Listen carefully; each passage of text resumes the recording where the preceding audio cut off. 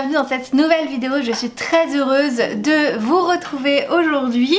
Ça va être une vidéo en plus hyper sympa parce qu'aujourd'hui nous allons parler de mes sagas favorites au monde. Ces sagas que j'ai adoré plus, que je pourrais relire sans aucun problème et qui m'ont marqué dans ma vie de lectrice d'une manière ou d'une autre. Aujourd'hui du coup j'ai 12 sagas à vous présenter. J'avais déjà fait cette vidéo il y a quelques années maintenant, je pense que ça doit remonter à 2018 ou 2019. Je vous la remets ici si ça vous intéresse, mais grosso modo il y aura forcément les mêmes sagas, sauf que je vais étendre en fait cette vidéo. J'ai donc beaucoup plus de sagas dont j'aimerais vous parler et qui me tiennent à cœur aujourd'hui, soit parce que c'est des sagas que j'ai découvert ces dernières années, soit parce que j'avais pas pris le temps d'en parler dans ma première vidéo. En fait je pense qu'à l'époque je voulais pas que ça dure trop longtemps et maintenant j'ai plus trop cette peur, on va dire. Mes vidéos sont toujours relativement longues mais bon, vous avez l'habitude. Alors toutes les sagas sauf deux exceptions dont je vais vous parler aujourd'hui, c'est des sagas qui sont terminées et que j'ai lues dans leur entièreté. Du coup il n'y aura pas de sagas que j'ai découvert cette année mais qui ont été quand même des coups de cœur et que je n'ai pas terminé encore parce que j'attends vraiment de me faire un avis. Il y a deux exceptions à la règle mais je vais vous en parler dès le début, comme ça vous allez comprendre le pourquoi du comment, ça sera très clair pour vous. Et d'avance je m'excuse pour le fait que je sois orange, peut-être un peu jaune. En fait il pleut dehors, il fait un temps mais catastrophique. Alors après c'est l'automne donc moi personnellement je suis ravie, j'adore ce temps, mais du coup j'ai aucune lumière donc j'ai dû mettre plein de lumière un peu autour de moi et c'est des petites lumières tamisées on va dire, donc ça me donne un petit teint orange.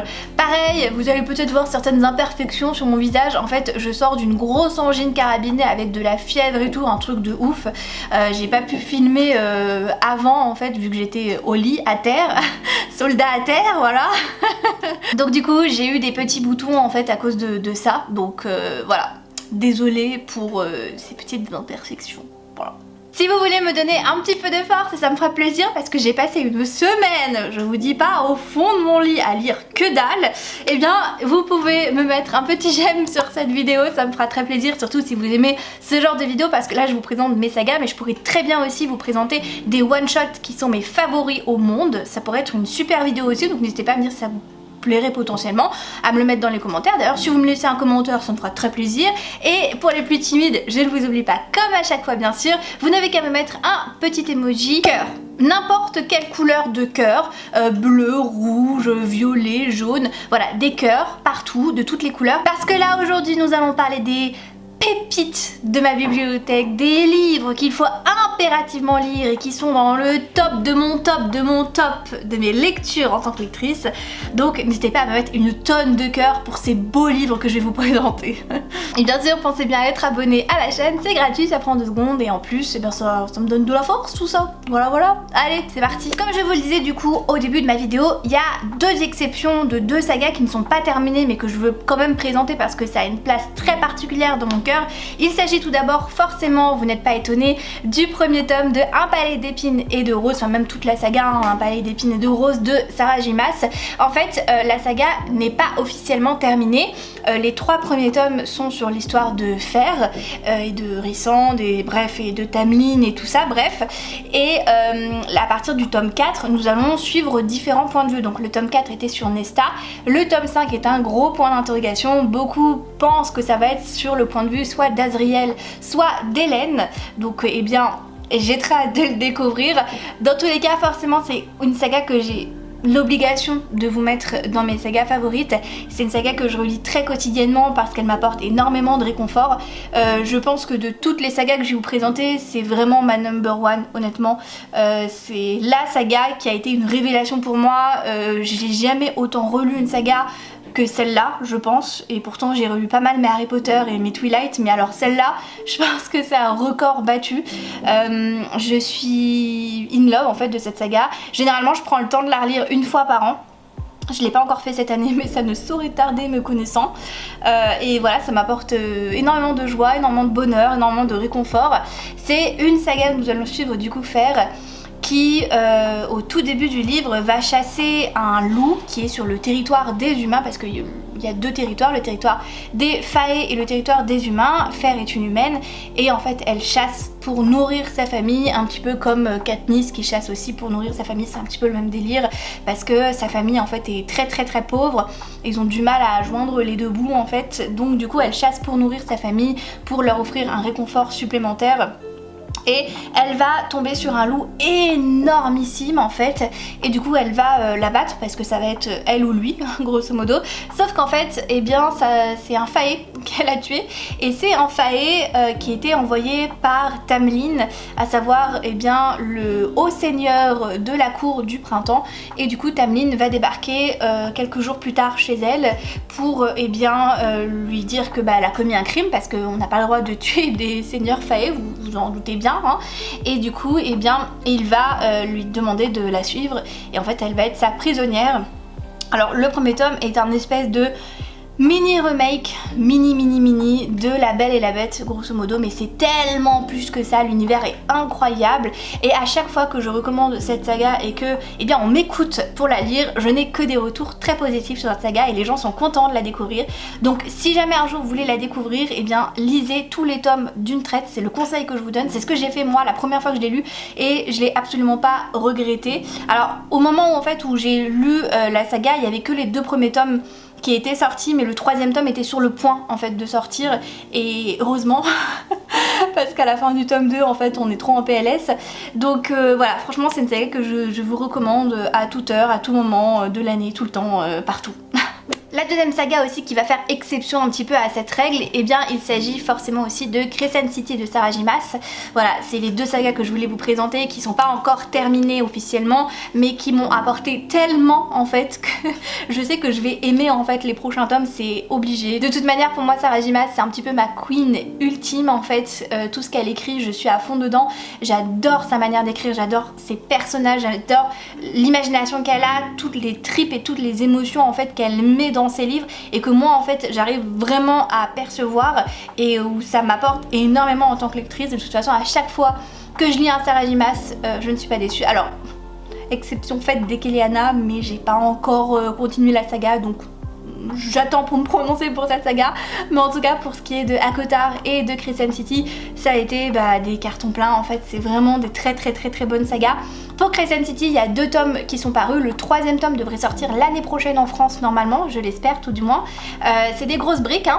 C'est de la fantasy adulte, donc là je préfère vous prévenir, c'est pas comme ACOTAR où c'est plus du young adulte, new adulte. Là c'est vraiment de la fantasy adulte, où on va suivre quand même pas mal de points de vue aussi. Après c'est un peu de l'urban fantasy aussi, parce qu'on est dans une ville en fait, et il y a des fae, il y a des vampires, il y a toutes les créatures possibles, imaginables, des anges, il y a les démons qui existent, enfin il y a plein de trucs. Et dans ce premier tome nous allons suivre Brice en fait, qui a vécu une tragédie il y a 2 ans à peu près, et elle va devoir faire équipe avec Hunt Atalar, qui est un ange esclave parce qu'il s'est rebellé en fait contre les dieux en fait qui existent dans ce monde là, et du coup il est voué en fait à l'esclavage et à résoudre des crimes, et voilà, enfin bref il fait partie de la police, mais c'est un peu un sauvage on va dire, surtout qu'il a des pouvoirs très particuliers. Et il va faire équipe en fait avec Brice parce que la tragédie qui s'est passée il y a à peu près 2 ans, dont elle a été témoin et la seule rescapée en fait, et bien se remanifeste, et en fait il s'agit d'un tueur en série. Donc ils vont faire équipe ensemble pour essayer de comprendre ce qui se passe, et en fait c'est beaucoup plus compliqué que ce qu'on pourrait penser, et c'est vraiment un excellent livre. Il y a beaucoup de rebondissements, il se passe énormément de choses, et malgré le fait que le truc fait quand même 1000 pages, je ne me suis pas ennuyée une seule fois. Alors certains disent qu'il y a certaines longueurs et qu'à partir de la page 600 ça ne fait que voilà, être des rebondissements sur rebondissements. Personnellement je suis pas d'accord avec ça, parce que je trouve qu'en fait tout le livre a son importance, et il y a des moments où c'est beaucoup moins bourré d'action et beaucoup moins dynamique, mais après c'est parce que ça apporte en fait des moments différents, des moments avec certaines émotions, de la tristesse, du deuil, de l'acceptation.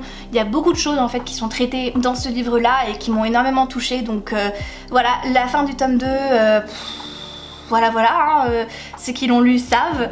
Donc j'attends vraiment le tome 3 avec énormément d'impatience, vous n'imaginez même pas à quel point je pense. J'étais forcément obligée de vous parler de Twilight, à savoir Fascination de Marissa Meyer. C'est une saga que j'ai lue quand j'étais adolescente, j'étais au collège, je pense que je devais être en 5e ou 4e, j'étais vraiment petite en fait, à l'époque tous les tomes n'étaient pas parus d'ailleurs, je crois qu'il y avait que le tome 1 et 2. Et que en fait j'ai attendu le tome 3 et le tome 4 que ça sorte et c'était vraiment un moment de vie très particulier et c'est vraiment Twilight qui m'a remis dans la lecture parce que quand j'étais petite j'ai découvert une saga qui m'a fait aimer la lecture mais après j'ai eu un énorme moment de pause en fait et c'est vraiment Twilight qui m'a donné en fait le goût de déjà la romance de manière générale, paranormale ou non, et le goût du fantastique et où j'ai compris que c'était vraiment mon genre favori, mais vraiment favori, forcément avec les vampires, les Cullen, etc. Et j'ai la chance d'avoir vraiment connu les livres avant qu'il y ait les films, avant que ça soit très connu et tout, et je me souviens qu'à l'époque, quand j'étais dans mon collège, on se prêtait les livres et on faisait plein de théories et c'était vraiment super, j'en ai vraiment des très bons souvenirs et encore aujourd'hui je prends beaucoup de plaisir honnêtement à lire les Twilight.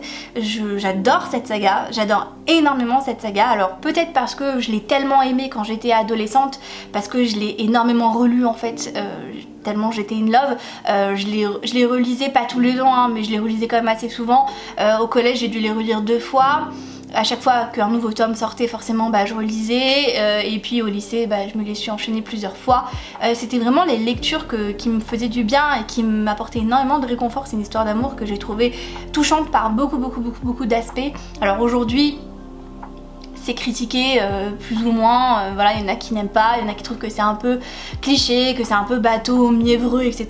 Je l'entends tout à fait, mais moi j'ai pas eu cette expérience de lecture si vous voulez, peut-être parce que je l'ai découvert quand j'étais très jeune. Si j'avais lu les livres aujourd'hui sans avoir ce retour-là, peut-être que j'aurais pas eu ce même amour pour cette saga, mais ça fait vraiment partie de mes favoris. Je ne vendrai jamais mes exemplaires de Twilight, jamais, d'ailleurs j'ai la vieille version moi qui est complètement abîmée. Tous mes livres en fait ils sont complètement déchiquetés, enfin ils sont dans un état déplorable, ils sont jaunes et tout, enfin bref. Mais pour rien au monde honnêtement je ne m'en débarrasserai tellement j'ai aimé cette saga. Et bon, pour le résumer, je vais être bref parce que je pense que vous connaissez tous cette saga. On va suivre Bella qui est une jeune humaine qui va emménager avec son père à Forks et qui va du coup faire la découverte de Edward et de toute la famille Cullen, et elle va avoir une espèce de fascination pour eux en fait et découvrir que c'est une famille qui cache plein de secrets, notamment Edward, et que ils sont pas vraiment ce qu'ils paraissent. Voilà. Et franchement c'est une saga, j'aime trop. Si vous les avez jamais lus, essayez honnêtement parce que ça vaut le coup, rien que pour voir un peu les différences avec les livres. Après moi je trouve que les livres sont plutôt bien adaptés honnêtement, j'aime beaucoup les films.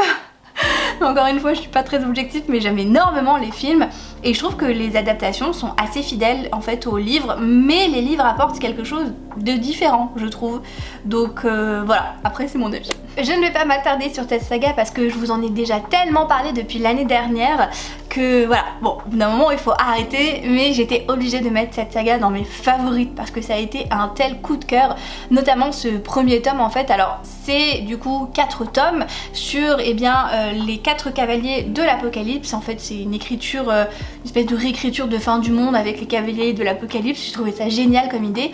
Honnêtement, je vous le dis à chaque fois, mais c'est vrai, quand j'ai commencé cette saga, je me suis dit, allez, c'est surtout pour se bidonner un peu, ça a l'air complètement what the fuck, genre une romance avec un cavalier de l'Apocalypse, non mais on est où là? Et en fait, je me suis trop pris au jeu. En fait, c'était trop bien, j'ai vraiment trop aimé, j'ai vraiment passé un super moment, à tel point que le premier tome d'ailleurs m'a fait pleurer, le 4e tome, la fin, m'a fait pleurer. Vraiment, j'ai trop aimé, je me suis attachée à toutes les romances que j'ai vues. Je pense que celle où j'ai un peu moins aimé c'est le tome 2, c'est sur Guerre, parce qu'il a vraiment une mentalité un peu particulière, Guerre, mais sinon toutes les romances sont vraiment géniales en fait. Je les ai trouvées toutes hyper bien faites et c'est vraiment une saga que je peux que vous recommander parce que je m'attendais pas à grand chose et j'ai été hyper surprise et je me suis enchaîné les tomes tellement j'ai trouvé que c'était excellent en fait. Et pourtant le tome 4 fait quand même une belle bricasse et je l'ai lu en 24 heures je crois, ouais, en une journée à peu près, tellement j'étais prise dedans, donc à chaque fois je les ai lus hyper rapidement. Je ne peux que vous les recommander franchement si vous aimez la romance et si vous avez envie de laisser une chance à une romance avec un cavalier de l'apocalypse, ça vaut le coup. Honnêtement, ça vaut le coup. Bien évidemment, j'étais aussi obligée de vous parler de The Curse de Mary Rutkowski, que j'ai découvert quand eh bien, le premier tome est sorti chez Lumen, je crois en 2017, si je ne dis pas de bêtises, ça commence un petit peu à remonter. Et à l'époque, j'avais tellement aimé le premier tome que eh bien, le tome 2 et le tome 3, je l'avais lu en lecture commune en anglais. Et c'était mes premiers livres en anglais, c'était très compliqué pour moi parce que c'était quand même de la fantasy et j'ai quand même réussi à les lire et à les comprendre et j'étais trop fière de moi honnêtement. Mais vous voyez à quel point j'ai aimé en fait ce premier tome, je pouvais pas attendre la suite en fait, je pouvais pas attendre que la suite paraisse parce que pour moi c'était beaucoup trop long d'attendre tellement le premier tome était excellent et c'est une saga que j'ai adoré. C'est vraiment une super saga de fantasy. Il y a une romance dedans mais c'est une vraie slow burn en fait, il se passe très peu de choses au niveau de la romance, à part dans le tome 3 où vraiment là ça se développe beaucoup plus forcément, mais dans le tome 1 et dans le tome 2 c'est plutôt introductif et c'est une telle slow burn, mais c'est pas une slow burn où c'est chiant en fait parce qu'ils reviennent sur leurs sentiments, c'est une slow burn qui vous prend au trip, c'est à dire qu'à chaque action qu'il y a entre les deux personnages principaux qui sont Arin et Kestrel, et ben on est en mode oh putain, oh putain, oh putain, oh putain, on sent une certaine alchimie en fait entre les deux qui prend au trip et qui nous donne des papillons dans le ventre et on a trop envie genre de prendre leurs deux têtes et de dire mais embrassez-vous. Vous voyez, c'est ce genre de roman où il y a cette tension, on a envie de se dire mais putain mais embrassez-vous, c'est bon, mettez-vous en couple, on sait que vous vous aimez, vous pouvez pas vivre l'un sans l'autre, c'est bon, stop. Et au-delà de ça, c'est un livre, enfin c'est une saga même avec énormément de rebondissements, énormément de complots politiques. J'ai adoré, franchement c'était une super saga qui fait partie de mes favorites, que je pourrais jamais vendre honnêtement, parce qu'après oui je me suis acheté les tomes en français parce que je me suis dit c'est pas possible, je peux pas du tout passer à côté. On est dans un univers où en fait il y a Kestrel qui est la fille d'un général qui travaille un peu pour un tyran en fait, parce que le but de ce monarque si vous voulez c'est de s'étendre le plus possible en fait, tel un conquérant, et donc pour ça eh bien d'envahir les terres qu'il y a partout et de réduire en esclavage les peuples qui sont sur ces terres là. Kestrel étant la fille en fait du général, et bien du coup elle va le suivre un petit peu partout et un jour il va conquérir une certaine terre et cette terre là du coup va être à eux en fait, et du coup Kestrel va y vivre.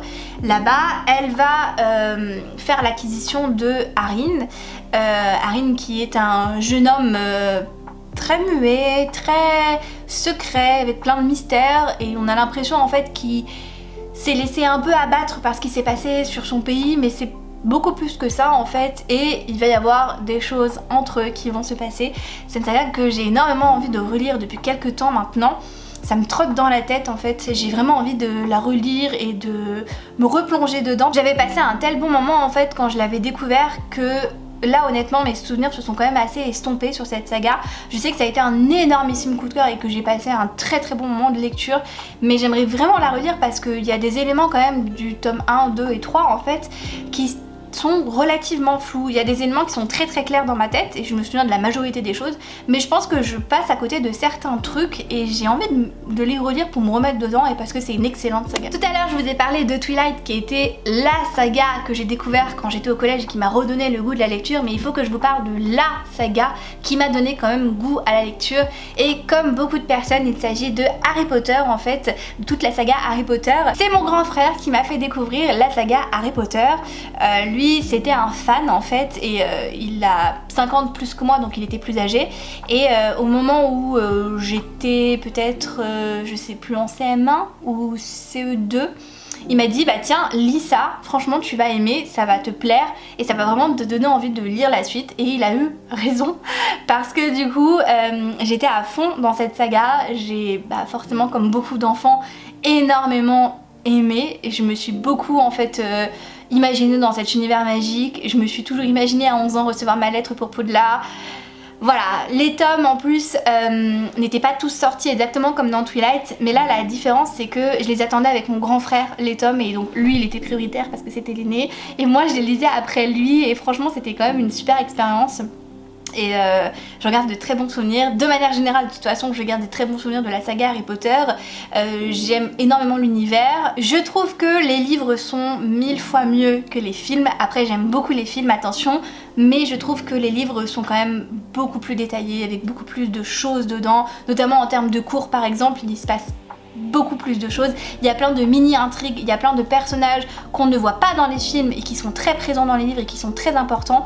Et je trouve ça dommage, et franchement cette saga c'est the saga de ma vie je crois, qui m'a donné goût à la lecture et qui vraiment m'a apporté énormément de choses.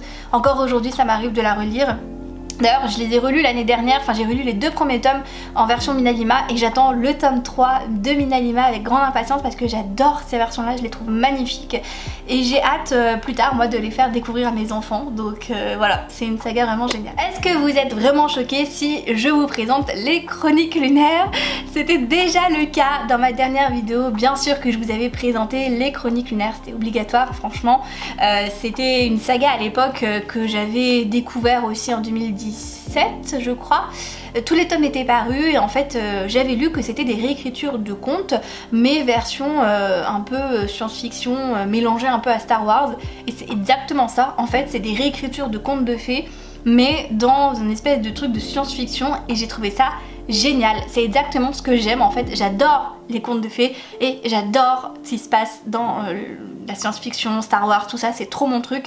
Donc du coup forcément j'étais obligée d'aimer, voilà clairement. Chaque tome on va suivre une héroïne différente mais on continue de suivre quand même celle qu'on avait vue précédemment, c'est-à-dire que le premier tome c'est intégralement que sur Cinder, donc Cendrillon. Le tome 2 c'est sur le petit chaperon rouge qui s'appelle Scarlett, mais on va quand même continuer de suivre le point de vue de Cinder. Le troisième tome c'est sur Réponse qui s'appelle Cress, qui est mon tome préféré, et on va aussi continuer de suivre du coup Scarlett et Cinder. Et le quatrième tome c'est Winter, c'est sur Blanche-Neige, et pareil du coup là on va suivre tout le monde, surtout que dans le quatrième tome tout le monde un peu se retrouve et tout, c'est génialissime honnêtement. Dans chaque tome il y a une romance forcément parce que chaque princesse a son prince charmant, et honnêtement c'est une saga que je ne peux que vous recommander. J'ai tellement aimé cette saga, j'ai tellement envie de les relire. D'ailleurs ça va être un de mes objectifs de 2024, ça va être de relire cette saga que j'ai tellement aimé, et je me revois en fait quand je les ai enchaînés parce que je les ai mais dévorés d'une traite en 2017 ou en 2018 je sais plus trop, et j'ai tellement eu un coup de cœur, mais j'étais tellement happée en fait par ce qui se passait dedans. J'ai tellement aimé la plume de Marissa Meyer, elle m'a apporté énormément de choses à l'époque honnêtement, beaucoup de magie. Ça faisait très longtemps en fait que j'avais pas ressenti ça pour toute une saga, et aujourd'hui encore elle fait partie de mes favorites.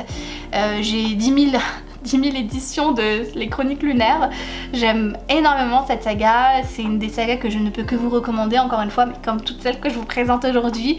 Mais voilà, si vous aimez les contes de fées, allez-y, ça pourra forcément vous plaire. Alors effectivement il y a un petit côté science-fiction qui peut faire peur à beaucoup, mais je pense que ça peut vous plaire. Voilà. Parlons un peu de science-fiction aussi avec une saga que je vous avais présentée à l'époque. Pourtant le tome 3 n'était pas encore paru et je ne l'avais pas encore lu. Il s'agit de Diabolique de S.G. Kincaid, qui est sorti chez Bayard il y a quelques années maintenant.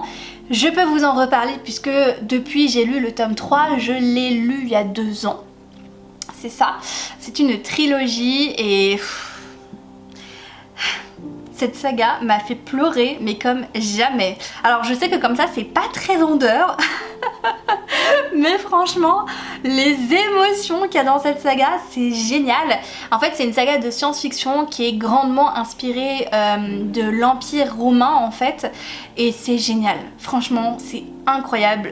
Alors c'est beaucoup politisé, après ça reste du young adult donc c'est tout à fait compréhensible, hein. C'est pas du tout de l'adulte où c'est très compliqué, c'est tout à fait à la portée de chacun, très honnêtement. Il y a une histoire dedans qui est incroyable. En fait on va suivre Némésis qui est une diabolique, et là vous allez me dire mais c'est quoi les diaboliques? Et bien en fait c'est des êtres qui ont été créés artificiellement et qui ressemblent aux humains mais qui sont beaucoup plus forts, beaucoup plus rapides, beaucoup plus agiles, et qui servent généralement de garde du corps en fait à des gens très riches.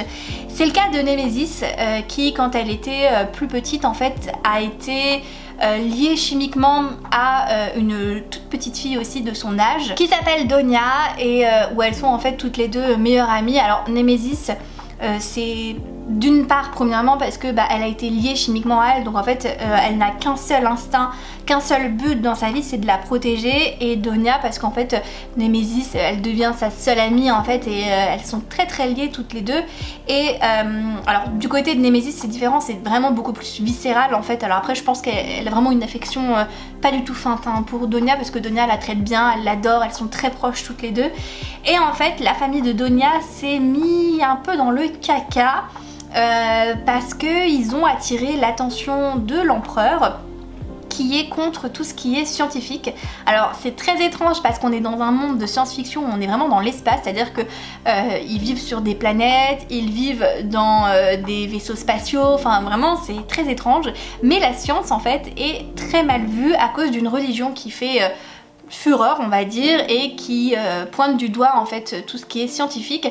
Et le père de Donia, lui, il aime énormément les recueils scientifiques, il aime comprendre les choses, et du coup ça va être donner cette information à l'empereur, qui va pas être très content et qui va demander que Donia vienne à la cour qui s'appelle le Chrysanthème, et qui est une cour très dangereuse parce que c'est là où il y a toutes les intrigues politiques et où les gens se font des croche-pattes pour accéder au pouvoir et pour attirer l'attention de l'empereur. Et forcément les parents de Donia vont refuser. Est-ce qu'ils vont comprendre en fait que c'est une prise d'otage en fait, et Némésis va prendre la place de Donia et va être envoyé là-bas, en sachant que du coup suite à tout ce qui est scientifique etc, les diaboliques ont été annihilés, c'est-à-dire que tous les diaboliques en fait ont été détruits sauf celui de l'empereur, et du coup ils sont pas autorisés en fait à être à exister, et Némésis est l'exception parce qu'ils n'ont pas voulu se débarrasser d'elle. Donc pour résumé, ils vont envoyer une diabolique qui n'est pas censée exister et qui n'a pas le droit d'exister en plein cœur du Chrysanthème, qui est la cour royale où c'est un vrai nid de vipères, afin qu'elle prenne la place de Donia, qu'elle se fasse passer par une humaine du coup, et qu'elle évite du coup tous les complots. Voilà.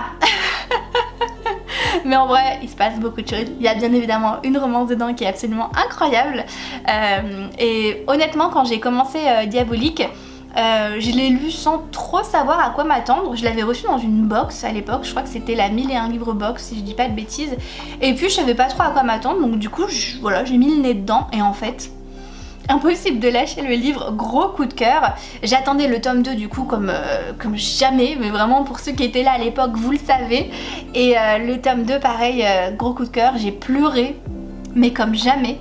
Et j'ai lu le tome 3, je l'ai fait un peu attendre honnêtement dans ma pile à lire parce que j'avais peur de clôturer la saga, surtout que pendant très longtemps en fait le 3e tome n'a pas été traduit chez Bayard, et que du coup je n'avais aucun espoir d'avoir la suite et fin de cette saga. Je pensais que c'était mort parce que ça n'avait pas recueilli peut-être assez de succès, et le tome 3 finalement a été édité, et alors là je me suis fait une relecture du tome 1 et du tome 2 et j'ai enchaîné avec le tome 3. C'était incroyable, il se passe tellement de trucs et vous allez avoir le cœur brisé 10 000 fois, mais vous allez aimer ça. Ouais, je sais, c'est bizarre de dire ça. Non, vraiment, je vous la conseille, elle est géniale cette saga. Oh, mais quelle surprise! Je vous présente The Mortal Instrument de Cassandra Clare. Ça vous l'avez pas vu venir, j'en suis persuadée, parce que oui, j'étais obligée de vous la présenter, cette saga quand même.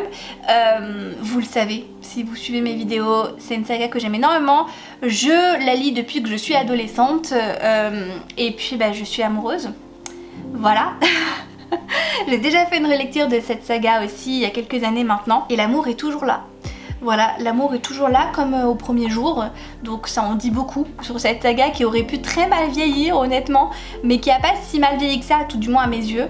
Je sais pas quoi vous dire, honnêtement. Je vous en parle assez régulièrement parce que y a souvent des nouveaux tomes en fait qui sortent, donc du coup forcément je vous la remets sur le paquet. Je sais qu'il y a énormément de tomes, c'est sûr que c'est une saga qui est très longue, faut dire ce qui est, mais c'est une excellente saga. Voilà, franchement je peux pas vous le vendre différemment de ça, c'est une excellente saga. On va suivre plein de personnages différents, il va y avoir plein d'aventures, ça va être en fait une quête de bien et de mal parce qu'on va suivre ce qu'on appelle des chasseurs d'ombre, qui sont des chasseurs de démons. Ils ont du sang angélique en eux en fait, et ils ne se mélangent pas aux humains qui sont censés protéger. Et il y a aussi des créatures différentes aussi. Il y a des vampires, il y a des sorciers, il y a des fées, il y a des loups-garous. Et chaque espèce du coup a ses propres thématiques et ses propres intrigues en fait, et c'est hyper intéressant. La première saga fait 6 tomes et on va suivre du coup les aventures de Clary et Jace et incroyable. Ensuite on a 3 autres tomes qui s'appellent Les Origines, qui se passent dans les années 1800 à peu près, et ça se passe à Londres. Trop bien, cette saga m'a fait pleurer aussi. Et ensuite eh bien nous avons la suite de cette saga là qui s'appelle Renaissance et qu'il se passe quelques années plus tard, mais celle-là se passe à New York et la saga Renaissance se passe à Los Angeles avec d'autres personnages, des nouveaux adolescents en fait qu'on voit plus ou moins dans le tome 6 en fait de cette saga là où ils sont enfants et on les suit quelques années plus tard. Et là, la dernière saga qui est sortie, elle s'appelle Les Dernières Heures, que je n'ai pas encore lue, et qui se passe juste après Les Origines, donc dans les années 1820 je suppose. Et voilà, d'excellent univers et c'est trop bien. Pour moi par contre, les films, enfin le film qui est sorti n'est pas du tout fidèle au livre, je trouve. Et la série est catastrophique. Voilà. Je me suis arrêtée je crois à la saison 2 parce qu'en fait ça partait dans tous les sens et ça ne respecte pas les livres et ça m'a tellement saoulée que du coup je me suis dit bah c'est nul comme série, voilà, et du coup bah, j'ai pas continué et ça me va très bien comme ça. Je vous invite du coup à ne pas vous fier à ce que vous avez pu voir en adaptation parce que les adaptations sont très mauvaises, voilà. Donc plutôt partir sur les livres. Bien évidemment, j'étais aussi obligée de vous parler des Étoiles de Nocède de Sophie Jomain, qui a été une excellente lecture quand je l'ai découverte. Je vous ai parlé tout à l'heure de Twilight. Et bien ce livre-là, enfin cette saga-là, je l'ai lu, je dirais en 2018, je pense. Je me suis enchaîné les 5 tomes durant tout un été. Et c'était excellent et ça m'a rappelé en fait ma phase Twilight, mais c'est un petit peu plus adulte on va dire parce que les personnages sont plus vieux et ça se passe à l'université, mais c'est trop bien, c'est trop bien. Alors je peux pas vous en dire grand chose parce que je ne veux pas vous spoiler des trucs. Ce que je peux vous dire, c'est qu'on va suivre Anna qui va passer ses vacances en Écosse je crois, si je dis pas de bêtises, et en fait là-bas il va lui arriver plein de choses.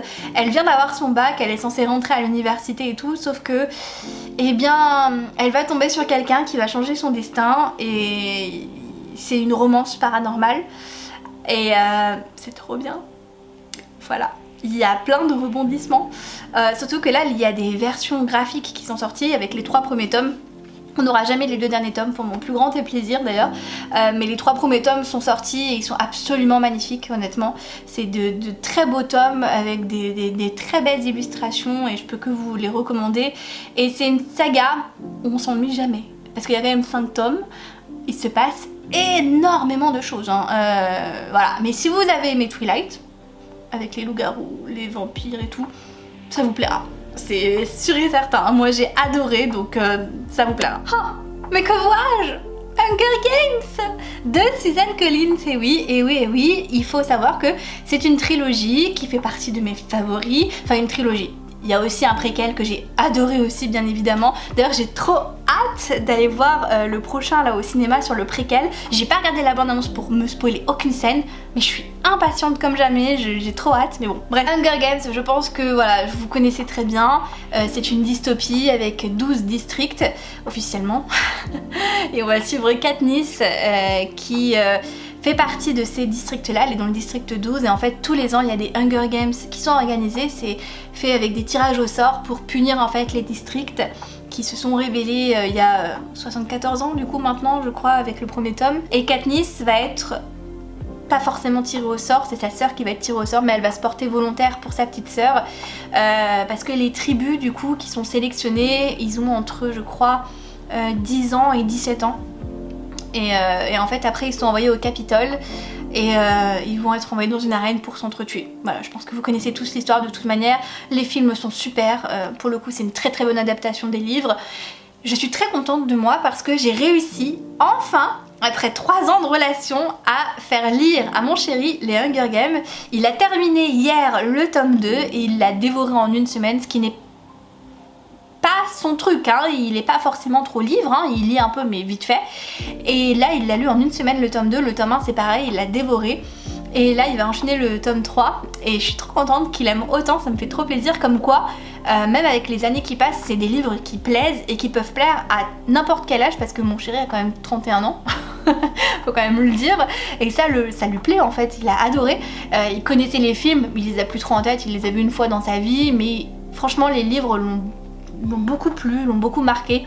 Il m'a dit, c'est ces mots, attention, il m'a dit que c'est quand même assez intemporel et que ça peut toucher des plus petits aux plus grands. Alors quand il dit plus petits, voilà, adolescents quoi, aux plus grands, parce que ça parle d'énormément de choses, ça pointe du doigt énormément de choses, de faits d'actualité aussi, notamment par rapport au fait qu'on a ce besoin en fait de tout montrer en fait, notamment avec la télévision, vous savez, tout est un peu exagéré, enfin voilà.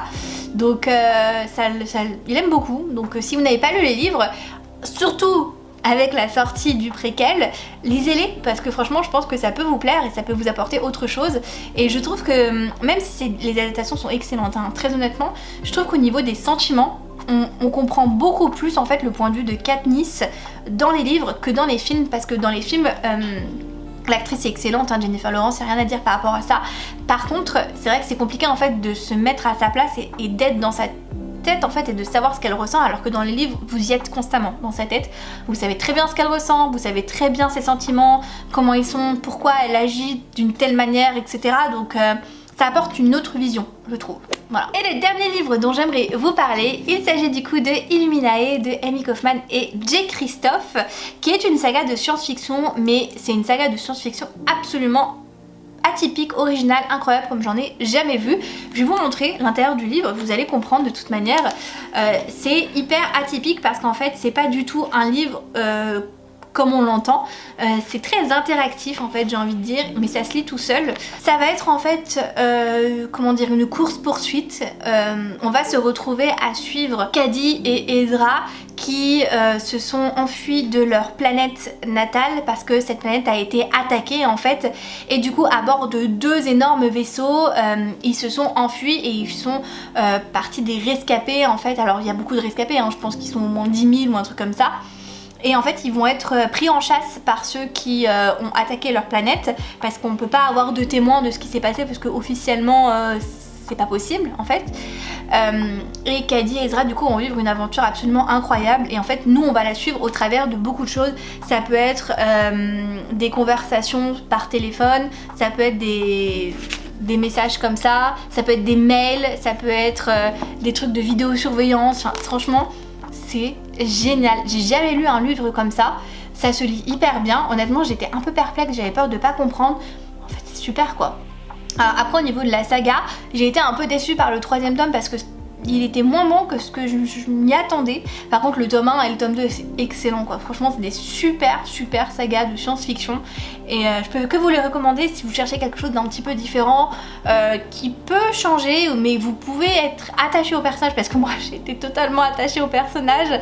Franchement je pense que ça pourra vraiment vous plaire. Voilà du coup, et bien pour toutes les sagas dont je voulais vous parler, honnêtement j'avais envie de vous parler d'autres sagas, notamment Guild, notamment Red Rising, notamment Nevernight, des sagas que j'ai découvertes cette année, mais vu que j'ai pas terminé encore ces sagas là, j'attends, parce que il y a qu'une exception dans tout ça, c'est Sarah J. Maas. Sarah J. Maas c'est la queen, donc je fais des exceptions pour elle, mais ça me tient à cœur quand même de terminer ces sagas là pour vous dire vraiment si j'ai aimé du début jusqu'à la fin, et si c'est vraiment des sagas qui en vaut le coup. Alors après je pense que oui mais voilà, je préfère m'en assurer, auquel cas de toute façon je referai une vidéo dans ce genre là d'ici quelques mois voire quelques années.